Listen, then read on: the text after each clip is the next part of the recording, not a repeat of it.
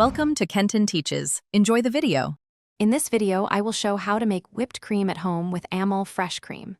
First, ensure your Amul fresh cream is very cold, ideally refrigerated for several hours.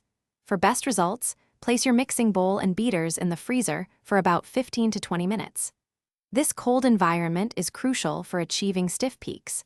You will also need 1 to 2 tablespoons of powdered sugar. Once your cream, bowl, and beaters are thoroughly chilled, pour the cold Amul fresh cream into the bowl. Begin beating the cream on a low speed, slowly increasing to a medium-high setting. This gradual increase helps incorporate air evenly. Continue beating until the cream starts to thicken and forms soft peaks, then gently fold in your powdered sugar. After adding the sugar, continue beating the cream on medium-high speed. Watch closely as the cream transforms, becoming firm and holding its shape when the beaters are lifted. These are stiff peaks, indicating perfect whipped cream. Be very careful not to overbeat, as this can quickly turn your delicious cream into butter.